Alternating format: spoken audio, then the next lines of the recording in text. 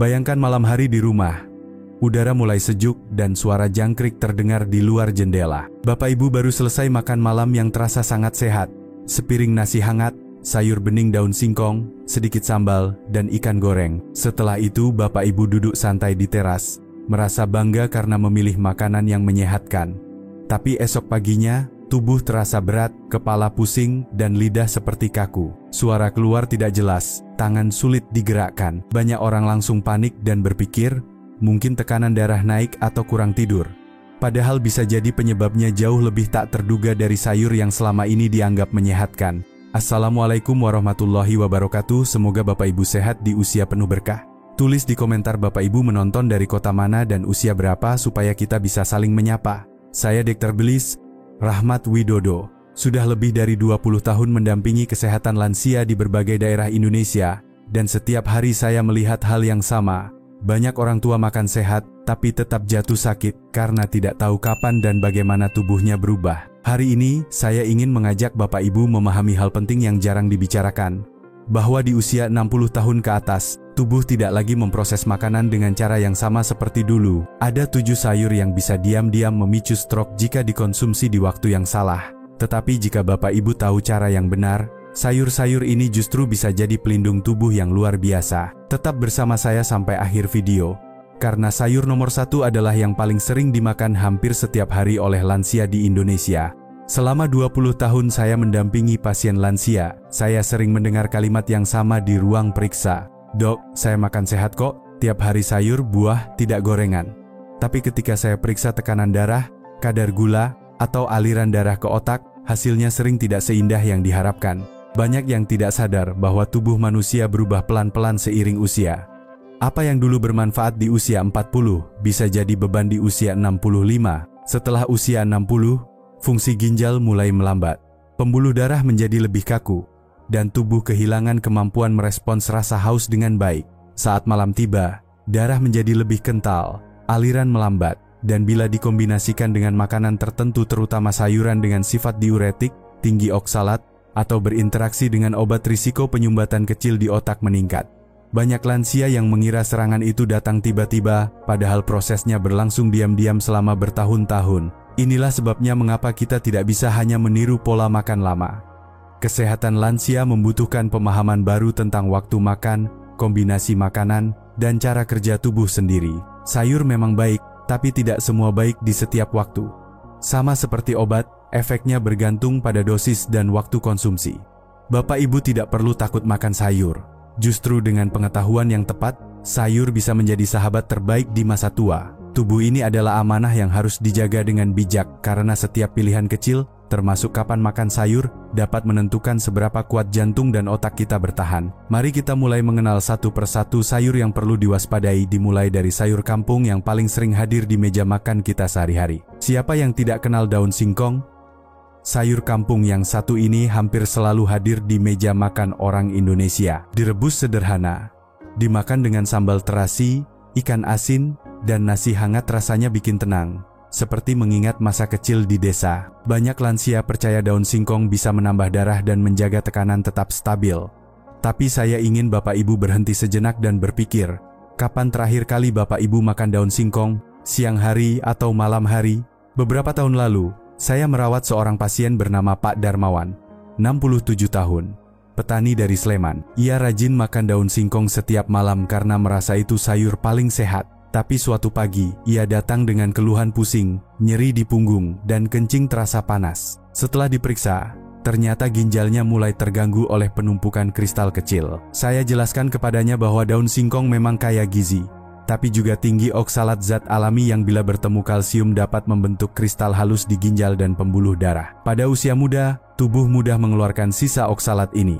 Tapi setelah usia 60, ginjal bekerja lebih lambat. Jika daun singkong dikonsumsi malam hari, ketika tubuh mulai dehidrasi, sisa oksalat akan menumpuk, membuat darah lebih kental dan aliran ke otak tersumbat halus. Lama-lama, risiko stroke pun meningkat, meski tanpa gejala besar. Apakah ini berarti daun singkong berbahaya? Tidak, Bapak Ibu. Sayur ini tetap bisa jadi sahabat, asal kita tahu caranya. Makanlah daun singkong di siang hari, jangan malam. Minum air putih cukup setelah makan, dan hindari menggabungkannya dengan suplemen kalsium atau vitamin D secara bersamaan. Dengan cara itu, manfaatnya tetap besar tanpa membebani ginjal dan sirkulasi darah. Saya sering bilang kepada pasien, tubuh lansia seperti sawah tua, butuh air dan waktu yang tepat untuk tetap subur. Daun singkong tetap bisa menjadi sumber kekuatan, asalkan kita bijak memahami waktunya. Beberapa tahun terakhir, saya perhatikan banyak lansia di kota besar mulai rajin makan brokoli. Sayur hijau yang dulu dianggap sayur mahal ini kini mudah ditemukan di pasar dan supermarket. Banyak yang percaya brokoli bisa menurunkan kolesterol, menjaga jantung, bahkan mencegah kanker. Tapi sedikit yang tahu, pada usia di atas 60, brokoli bisa berubah dari pelindung menjadi pengganggu, terutama bagi mereka yang rutin minum obat pengencer darah seperti aspirin, warfarin, atau clopidogrel. Saya masih ingat seorang pasien saya, Bu Rini, 70 tahun, pensiunan guru dari Bandung. Ia rajin makan brokoli rebus hampir setiap hari karena ingin menjaga kesehatan jantung. Tapi suatu sore, ia datang dengan keluhan pusing dan mudah memar di lengan. Setelah diperiksa, tekanan darahnya turun dan darahnya terlalu encer. Ternyata, brokoli yang dikonsumsi dalam jumlah besar justru mengganggu kerja obatnya. Kandungan vitamin K yang tinggi di brokoli membantu darah menggumpal, hal yang baik bagi orang sehat. Tapi bisa berbahaya bila dikombinasikan dengan obat pengencer darah. Tubuh lansia membutuhkan keseimbangan yang sangat halus antara kekentalan dan keenceran darah. Bila terlalu kental, risiko stroke meningkat. Bila terlalu encer, risiko perdarahan juga naik. Brokoli sendiri bukan musuh. Masalahnya muncul ketika pola makan tidak konsisten. Seminggu makan banyak, minggu berikutnya tidak sama sekali. Fluktuasi ini membuat dosis obat sulit dikendalikan. Solusinya sederhana. Jangan berhenti makan brokoli, tapi jaga agar porsinya stabil dari minggu ke minggu. Konsultasikan kepada dokter bila Bapak Ibu rutin mengonsumsi sayur ini, agar dosis obat bisa disesuaikan. Ingat, dalam kesehatan lansia, yang penting bukan seberapa banyak makan sayur, tapi seberapa seimbang kebiasaannya. Kalau Bapak Ibu merasa video ini bermanfaat, silakan tekan tombol like supaya lebih banyak lansia Indonesia mendapatkan informasi yang bisa menyelamatkan nyawa. Dan jangan lupa tulis di komentar, apakah Bapak Ibu juga rutin makan brokoli setiap hari? Sekarang mari kita lanjutkan ke sayur berikutnya, jenis yang sering disajikan malam hari karena dianggap ringan, tapi justru bisa mengganggu aliran darah saat kita tidur. Bagi banyak keluarga Indonesia, terutama di kampung, kangkung adalah sayur paling sederhana sekaligus paling sering dimasak. Tumis kangkung, pecel, atau sayur bening semua terasa enak dan ringan. Banyak lansia suka makan kangkung di malam hari karena dianggap menenangkan dan tidak membuat perut begah. Tapi justru disitulah letak masalahnya. Kangkung bisa menjadi penyebab darah mengental dan aliran ke otak melambat ketika dimakan di waktu yang salah. Beberapa waktu lalu, saya memeriksa seorang pasien bernama Bu Lastri, 65 tahun, dari Tulungagung. Setiap malam ia makan nasi dengan tumis kangkung karena merasa itu menu sehat tanpa minyak. Tapi ia sering mengeluh kepala terasa berat dan leher kaku setiap pagi. Setelah saya periksa, ternyata tekanan darahnya berfluktuasi dan kadar cairan tubuhnya rendah. Kangkung ternyata memiliki sifat ringan diuretik, artinya membantu tubuh mengeluarkan cairan. Pada siang hari efek ini tidak masalah, tapi bila dimakan malam hari, ketika tubuh sedang beristirahat dan tidak banyak minum, efeknya bisa membuat darah menjadi lebih pekat. Akibatnya, aliran darah ke otak dan jantung melambat, terutama bagi lansia dengan tekanan darah tinggi atau gangguan ginjal. Saya jelaskan kepada Bu Lastri, bukan berarti ia harus berhenti makan kangkung. Ia hanya perlu mengatur waktu. Kangkung sebaiknya dimakan di siang hari, ketika tubuh masih aktif dan kebutuhan cairan mudah dipenuhi. Saat makan malam, pilih sayur yang lebih lembut dan tidak bersifat mengeluarkan cairan, seperti bayam atau labu siam. Setelah makan sayur apapun, pastikan minum 1 gelas air putih agar sirkulasi darah tetap lancar. Tubuh lansia membutuhkan cairan seperti sawah butuh air. Bila terlalu kering, alirannya melambat dan membuat semua organ bekerja lebih keras. Jadi jangan salahkan kangkungnya, tapi perhatikan waktunya. Dimakan di siang hari, ia menyegarkan. Dimakan di malam hari, ia bisa diam-diam membebani otak. Selanjutnya, saya akan bahas sayur yang tampak manis dan polos, tapi bisa membuat gula darah melonjak diam-diam sebelum tidur. Banyak orang tua percaya bahwa makan wortel bisa menyehatkan mata dan menjaga tubuh tetap segar. Karena alasan itu, tidak sedikit lansia yang menjadikan wortel mentah sebagai camilan malam. Rasanya renyah, manis alami, dan terlihat aman. Tapi Bapak Ibu perlu hati-hati terutama bila punya riwayat gula darah tinggi atau sering merasa pusing setelah bangun tidur. Beberapa waktu lalu saya bertemu Pak Rahman, 64 tahun, pensiunan pegawai dari Solo. Ia punya kebiasaan makan potongan wortel mentah setiap malam sambil menonton televisi. Ia yakin kebiasaan itu menyehatkan dan bisa membantu tidurnya lebih nyenyak. Namun, setiap pagi, kepalanya sering terasa berputar dan badannya lemas. Setelah diperiksa, kadar gulanya naik tinggi di malam hari, lalu turun drastis menjelang pagi. Saya jelaskan bahwa wortel mentah mengandung gula alami yang cepat diserap tubuh. Ketika dimakan tanpa pendamping, apalagi malam hari saat metabolisme melambat, kadar gula bisa melonjak cepat lalu turun tiba-tiba. Kondisi ini membuat tubuh mengeluarkan hormon stres seperti adrenalin dan kortisol, yang justru membuat pembuluh darah menyempit dan tekanan darah tidak stabil. Apakah ini berarti wortel tidak baik? Tidak, justru wortel sangat bermanfaat bila dikonsumsi dengan cara yang tepat. Makanlah di siang atau sore hari, bukan malam. Lebih baik lagi jika dipadukan dengan sumber lemak sehat atau protein seperti kacang rebus, yogurt tawar, atau telur rebus. Kombinasi ini memperlambat penyerapan gula dan menjaga energi tetap stabil. Saya sering berkata kepada pasien lansia, tubuh di usia 60 bukan lagi seperti mesin muda yang bisa memproses makanan kapan saja. Ia lebih sensitif, lebih butuh ritme dan keseimbangan. Wortel tetap sahabat bagi kesehatan lansia, asal waktunya tepat dan porsinya bijak. Siang hari, wortel membantu menjaga mata dan jantung, tapi malam hari bisa diam-diam mengganggu tidur dan aliran darah ke otak. Berikutnya, mari kita bahas bumbu dapur yang terkenal sebagai penyelamat tekanan darah, namun bisa berbalik menjadi bahaya bila tidak digunakan dengan bijak. Sejak dulu, bawang putih dikenal sebagai obat alami serbaguna. Banyak orang tua percaya, kalau rajin makan bawang putih, tekanan darah bisa turun dan tubuh terasa ringan.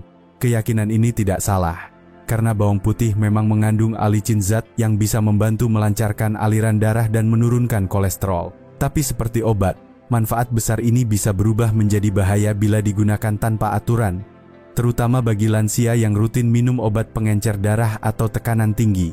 Saya masih ingat seorang pasien bernama Pak Suyono, 69 tahun, dari Kudus. Ia rajin minum air rendaman bawang putih setiap pagi dan malam, karena membaca di media sosial bahwa itu bisa membersihkan darah. Dalam 2 minggu, memang tekanan darahnya turun, tapi ia mulai sering pusing, mudah memar, dan hidungnya kadang berdarah tanpa sebab.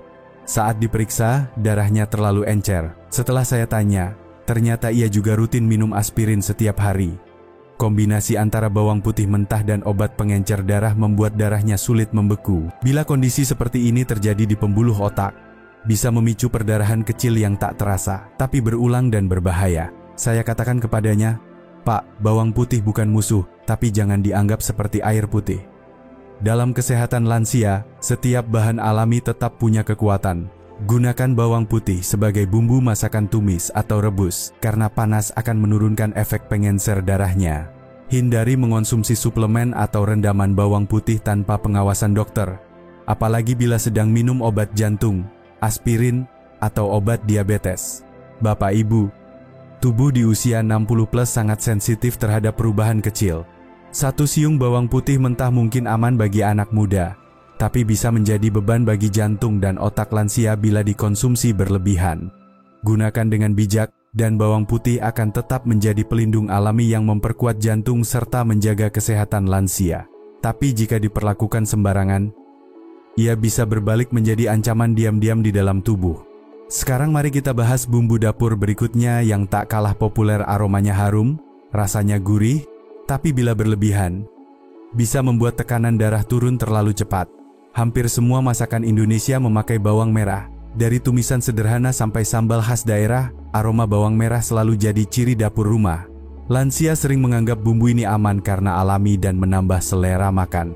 Padahal, bagi tubuh di atas usia 60, bawang merah bisa menjadi pedang bermata dua, menolong di satu sisi, membahayakan di sisi lain. Saya masih ingat Pak Budi, 68 tahun, seorang pensiunan pegawai dari Pekalongan. Ia sangat suka sambal bawang mentah, katanya bisa menambah tenaga. Tapi suatu pagi, istrinya membawa Pak Budi ke klinik karena ia tiba-tiba pusing, wajah pucat, dan tekanan darahnya turun drastis. Setelah kami telusuri, malam sebelumnya ia makan sambal bawang dalam jumlah banyak. Sementara ia juga rutin minum obat hipertensi. Kombinasi ini membuat tekanan darahnya turun terlalu cepat. Bawang merah mengandung quercetin, zat yang bisa membuka pembuluh darah dan menurunkan tekanan, yang sebenarnya baik bila dikonsumsi dalam jumlah kecil. Namun bagi lansia yang sudah minum obat darah tinggi, efeknya bisa ganda dan berbahaya. Saya selalu mengingatkan pasien lansia, jangan makan bawang merah mentah terlalu banyak, apalagi malam hari. Lebih baik digunakan sebagai bumbu masak, karena panas menurunkan kekuatannya. Dan bila Bapak Ibu sering merasa lemas atau pusing setelah makan, jangan langsung mengira itu karena kelelahan. Bisa jadi tekanan darah terlalu rendah akibat kombinasi makanan dan obat. Bawang merah tetap sahabat, selama digunakan secukupnya dan dengan waktu yang tepat. Karena dalam kesehatan lansia, kuncinya bukan hanya pada jenis makanannya, tapi bagaimana tubuh yang menua meresponsnya. Setelah ini, mari kita bahas sayur yang paling sering dianggap simbol makanan sehat, tapi ternyata bisa diam-diam membuat tekanan darah dan saraf tidak stabil. Siapa yang tidak suka tomat? Warnanya cerah, rasanya segar, dan bisa diolah jadi sambal, sayur asem, atau jus. Hampir setiap hari tomat hadir di dapur orang Indonesia. Lansia sering percaya bahwa minum jus tomat bisa menurunkan kolesterol dan menjaga jantung tetap kuat. Tapi sayangnya, tidak banyak yang tahu bahwa di usia lanjut, tomat bisa menimbulkan reaksi yang tidak disadari tubuh, terutama bila dikonsumsi dalam jumlah banyak dan di waktu yang salah. Beberapa tahun lalu, saya menangani seorang pasien bernama Ibu Sumarni, 66 tahun, dari Magelang. Ia setiap malam minum jus tomat segar karena percaya itu bisa membersihkan darah. Namun ia sering merasa pusing dan seperti melayang setelah bangun pagi. Setelah kami periksa, tekanan darahnya berfluktuasi dan aliran darah ke otak tidak stabil. Penjelasannya sederhana. Tomat termasuk keluarga nightshade yang mengandung solanin dan tiramin, dua zat yang bisa memengaruhi kerja saraf dan pembuluh darah. Pada tubuh lansia, yang pembuluhnya sudah lebih kaku dan sensitif, zat ini dapat menyebabkan penyempitan atau pelebaran mendadak pada pembuluh darah. Akibatnya, muncul rasa pusing, nyeri kepala, atau bahkan gejala seperti akan jatuh, padahal bukan karena kurang tidur atau tekanan tinggi. Selain itu, tomat memiliki kadar asam cukup tinggi. Bila dimakan berlebihan, terutama malam hari, asam ini dapat mengganggu keseimbangan elektrolit, menurunkan kadar magnesium dan kalsium, dua mineral penting bagi kestabilan saraf dan otot jantung. Karena itulah, bagi lansia, tomat sebaiknya dikonsumsi di pagi atau siang hari, bukan sebelum tidur. Masak tomat sebentar agar kandungan solanin berkurang dan antioksidan likopen justru meningkat. Padukan dengan makanan kaya magnesium seperti biji labu, tempe, atau bayam agar keseimbangannya terjaga. Saya selalu mengatakan kepada pasien, tomat tetap sahabat, bukan musuh. Ia hanya butuh cara dan waktu yang tepat. Dimakan di siang hari, ia memperkuat jantung dan pembuluh darah. Tapi bila dikonsumsi malam hari dalam porsi besar, ia bisa diam-diam mengacaukan tekanan darah dan saraf otak. Dan sekarang, setelah kita membahas 7 sayur yang bisa berubah jadi ancaman bila salah waktu, mari kita simpulkan pelajaran paling penting, bagaimana cara tetap menikmati semuanya tanpa takut, dengan keseimbangan dan kesadaran yang benar. Bapak Ibu yang saya hormati, dari 7 sayur yang kita bahas tadi, mungkin beberapa adalah makanan favorit Bapak Ibu selama puluhan tahun. Tidak ada yang salah dengan itu. Masalahnya bukan pada sayurnya, tapi pada perubahan tubuh yang sering tidak kita sadari. Setelah usia 60, ginjal bekerja lebih lambat, pembuluh darah lebih kaku, dan metabolisme melambat. Karena itu, cara tubuh memproses makanan pun berubah. Apa yang dulu menyehatkan bisa jadi terlalu berat bila waktunya tidak tepat. Saya sering berkata kepada pasien saya, di usia lanjut yang menentukan bukan hanya apa yang dimakan, tapi kapan dan bagaimana cara memakannya. 3 prinsip sederhana yang bisa menyelamatkan kesehatan lansia adalah timing, balance, dan awareness, waktu yang tepat, keseimbangan porsi, dan kesadaran terhadap tubuh sendiri. Minum cukup air. Hindari makan sayur berat atau bersifat diuretik di malam hari, dan beri tubuh waktu untuk beristirahat tanpa beban pencernaan. Tubuh ini adalah amanah dari Allah. Merawatnya berarti bersyukur atas umur yang masih diberikan. Dengan sedikit penyesuaian, Bapak Ibu tetap bisa menikmati makanan kampung, tetap makan sayur yang disukai, tanpa rasa takut. Tulis di komentar. Jangan lupa tekan like dan subscribe agar semakin banyak lansia Indonesia tahu cara menjaga kesehatan lansia dengan benar. Waalaikumsalam warahmatullahi wabarakatuh. Semoga Bapak selalu sehat, kuat, dan diberkahi umur panjang.